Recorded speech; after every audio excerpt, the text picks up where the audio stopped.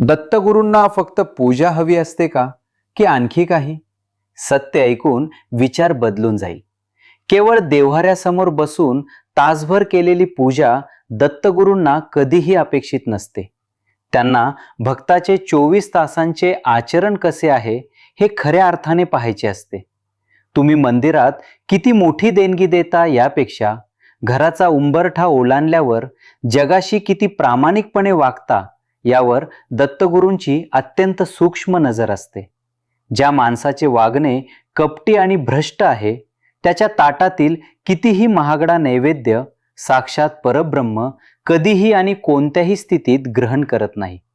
पूजेचे साहित्य किती मूल्यवान आहे यापेक्षा भक्ताच्या अंतःकरणातील पारदर्शकता आणि सत्याची कास देवाला सर्वात जास्त भावते.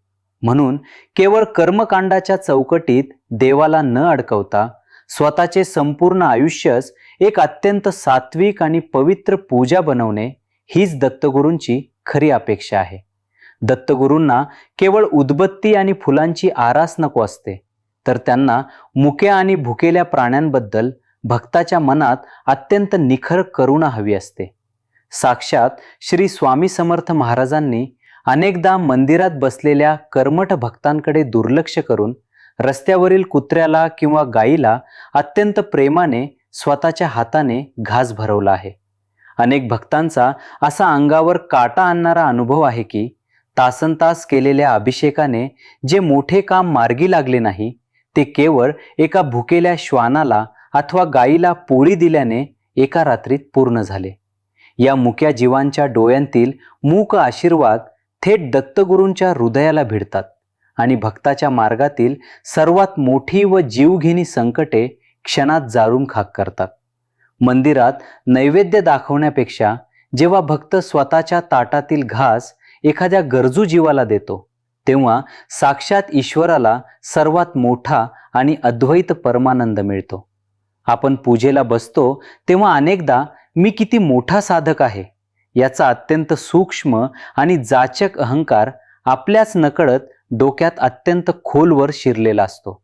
पण दत्तगुरूंना पूजेचा थाटमाट नको असतो. त्यांना भक्ताचा मी करता आहे आणि मीच सर्व मिळवले हा खोटा अहंकार मुळापासून नष्ट झालेला हवा असतो. जोपर्यंत भक्ताच्या मनात मीपणाचा आणि पैशाचा दर्प असतो, तोपर्यंत साक्षात विश्वाचा मालक त्याच्या देव्हाऱ्यात कधीही आणि कोणत्याही परिस्थितीत प्रवेश करत नाही. जेव्हा भक्त स्वतःला अत्यंत क्षुद्र मानून स्वतःचे सर्व यश ईश्वराच्या चरणी अत्यंत नम्रपणे अर्पण करतो, तेव्हाच त्याच्या खऱ्या आणि सात्विक भक्तीला सुरुवात होते. अहंकार बाजूला ठेवून स्वतःला ईश्वराच्या हातातील केवळ एक रिकामे आणि निमित्त मात्र भांडे समजणे हीच दत्तगुरूंच्या दरबारातील सर्वात मोठी ईश्वरी पूजा आहे. घरातील वृद्ध आईवडिलांचा अपमान करून किंवा त्यांना दुखावून केलेली कोणतीही पूजा साक्षात दत्तगुरू अत्यंत कठोरपणे आणि जागीच नाकारून भिरकावून देतात. साक्षात श्री गजानन महाराज आणि दत्त परंपरेतील संतांनी हेच शिकवले आहे की जो लेकरासारखी आईवडिलांची सेवा करतो, देव स्वतः त्याला शोधत त्याच्या घरी येतो. अनेक भक्तांचा असा साक्षात अनुभव आहे की तीर्थयात्रा आणि शेकडो पारायणे करूनही ज्यांना मानसिक शांती मिळाली नाही, ती केवळ आईच्या डोक्यावरून प्रेमाने हात फिरवल्याने मिळाली. देवळात जाण्यापूर्वी भक्ताने स्वतःच्या घरातील जिवंत देवांशी अत्यंत मायेने आणि निखळ आदराने वागणे ही दत्तगुरूंची पहिली आणि सर्वात मोठी अट असते. जो माणूस स्वतःच्या जन्मदात्यांचे अश्रू पुसतो, त्याचे सर्व भयंकर पितृदोष एका क्षणात जाळून दत्तगुरू त्याच्यावर अथांग कृपेचा आणि यशाचा वर्षाव करतात. पूजा करताना देवाला सर्व काही मागणे आणि जरासे दुःख आल्यावर देवावरच संतापून शिव्या देणे ही अत्यंत कच्च्या आणि सकाम भक्तीची सर्वात मोठी ओळख आहे. दत्तगुरूंना असा भक्त अपेक्षित असतो जो भयंकर आणि जीव घेण्या संकटातही हिमालयासारखा अत्यंत शांत, स्थिर आणि आतून स्थितप्रज्ञ राहतो. दुःखाला देवाने दिलेला प्रसाद आणि कर्माची शुद्धी मानून जो भक्त तक्रार न करता मार्ग काढतो, तो साक्षात परब्रह्माला सर्वात जास्त आणि मनापासून प्रिय असतो. सुख आणि दुःख, यश आणि अपयश यांना अत्यंत समान पातळीवर स्वीकारण्याची ही प्रगल्भ मानसिकता साक्षात दत्तगुरूंना प्रत्येक भक्ताकडून हवी असते. जे होते ते माझ्या दत्तगुरूंच्या अथांग आणि अचूक इच्छेनेच होते, हा अंधळापण, अत्यंत डोळस विश्वास भक्ताला बाह्य जगातील कोणत्याही वादळात कायम सुरक्षित ठेवतो. केवळ स्वतःच्या कुटुंबापुरता विचार करणारा आणि स्वार्थी हेतूने पूजा करणारा माणूस दत्तगुरूंच्या अत्यंत विशाल दरबारात कधीही आणि अजिबात टिकू शकत नाही.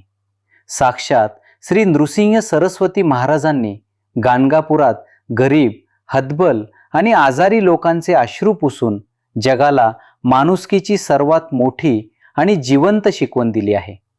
अनेक लोकांचा असा जिवंत अनुभव आहे की स्वतः अत्यंत दुःखात असतानाही जेव्हा त्यांनी एखाद्या अनोळखी हतबल व्यक्तीला मदत केली तेव्हा त्यांचे स्वतःचे मोठे संकट अत्यंत चमत्कारिकरित्या दूर झाले.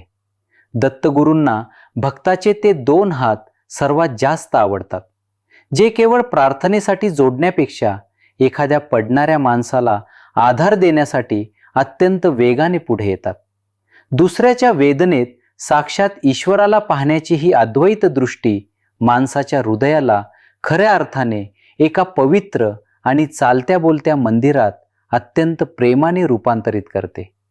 देवासमोर जाऊन सतत मला हे दे आणि ते दे अशी लाचार याचना करणे हा भक्तीचा नव्हे तर एका अत्यंत स्वार्थी आणि सांसारिक व्यापाराचा भाग आहे. दत्तगुरूंना ती पूजा अपेक्षित असते जिथे भक्त स्वतःच्या भौतिक गरजा विसरून अत्यंत निष्काम भावनेने केवळ देवाची आणि समाजाची निखळ सेवा करतो. जेव्हा तुम्ही परिणामांची चिंता पूर्णपणे सोडून तुमचे कर्म अत्यंत प्रामाणिकपणे करता तेव्हा त्या कर्मातील भयंकर ताणतणाव आणि अपयशाची भीती समूळ नष्ट होते. जो भक्त देवाकडे स्वतःसाठी काहीही मागत नाही, साक्षात विश्वाचा मालक स्वतःहून जगातील सर्व अथांग वैभव त्याच्या पायाशी दासासारखे आणून ठेवतो. मागण्याची हाव संपून दत्तगुरू जे देतील त्यात माझे परमोच्च समाधान आहे, ही अत्यंत उच्च दर्जाची विरक्ती दत्तगुरूंना खऱ्या अर्थाने आणि मनापासून अपेक्षित असते.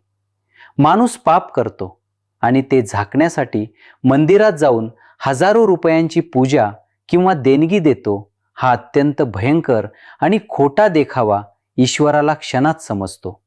साक्षात श्री शंकर महाराज अशा दांभिक भक्तांना अत्यंत कठोरपणे हाकलून लावत असत आणि जे खऱ्या मनाने चुका मान्य करत त्यांना अत्यंत प्रेमाने जवळ करत असत. अनेक भक्तांचा असा थरारक अनुभव आहे की दिखाऊ पूजा करून मनशांती मिळाली नाही, पण देवासमोर एकांतात अश्रू ढाळत प्रामाणिक पश्चात्ताप केल्यावर आयुष्याला एका रात्रीत नवी आणि तेजस्वी दिशा मिळाली. दत्तगुरू तुमचा भूतकाळ आणि पापांची यादी पाहत नाहीत, ते केवळ तुमच्या डोळ्यांतील माफीची ती अत्यंत शुद्ध आणि सात्विक तळमळ पाहतात. स्वतःचा मोठेपणा बाजूला ठेवून देवासमोर अत्यंत लहान होणारा आणि चुका सुधारणारा भक्त दत्तगुरूंच्या अत्यंत विशाल आणि क्षमाशील कुशीचा खरा वाटेकरी असतो. आपण देवासमोर उभे राहून अनेकदा स्वतःचे नुकसान करणाऱ्या माणसांच्या विनाशाची आणि नाशाची अत्यंत सूडबुद्धीने आणि रागाने प्रार्थना करत असतो. पण ज्या हृदयात रागाचा आणि सूडाचा भयंकर अग्नी पेटलेला आहे तिथे साक्षात ईश्वराचा आणि निखळ शांतीचा वास कधीही आणि अजिबात राहू शकत नाही. दत्तगुरूंना तो भक्त प्रिय आहे जो स्वतःला प्रचंड त्रास देणाऱ्या विरोधकांनाही अत्यंत मोठ्या मनाने आणि आईसारख्या मायेने कायमचे माफ करतो.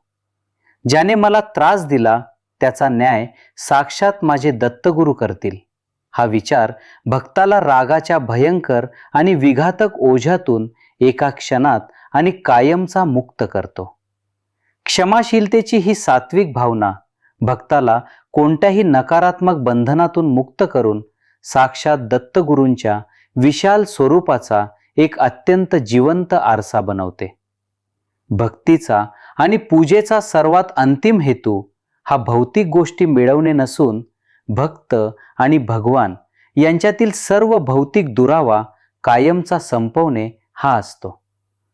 साक्षात परमपूज्य वासुदेवानंद सरस्वती टेंबेस्वामी महाराजांनी हेच शिकवले की ईश्वराला शोधण्यासाठी बाहेर न भटकता आतल्या अवधूत तत्वाशी पूर्णपणे एकरूप व्हा. अनेक सिद्ध योग्यांचा आणि भक्तांचा असा डोळ्यात पाणी आणणारा अनुभव आहे की जेव्हा ते सखोल ध्यानावस्थेत गेले तेव्हा त्यांना स्वतःचे अस्तित्व संपून साक्षात ईश्वराच्या अथांग आणि तेजस्वी प्रकाशाची प्रचिती आली. या अवस्थेत भक्त स्वतःसाठी जगत नाही, तर तो केवळ ईश्वराचीच अंतिम इच्छा बनून जगाच्या कल्याणासाठी एका दीपस्तंभासारखे आपले उर्वरित आयुष्य अत्यंत प्रेमाने व्यतीत करतो. स्वतःचे अस्तित्व कायमचे शून्यात विलीन करून साक्षात परब्रह्माचेच अत्यंत पवित्र रूप बनणे हीच दत्तगुरूंना भक्ताकडून अपेक्षित असणारी परमोच्च आणि अंतिम पूजा आहे. व्हिडिओ आवडल्यास चॅनल नक्कीच सबस्क्राईब करा. धन्यवाद. श्री गुरुदेव दत्त.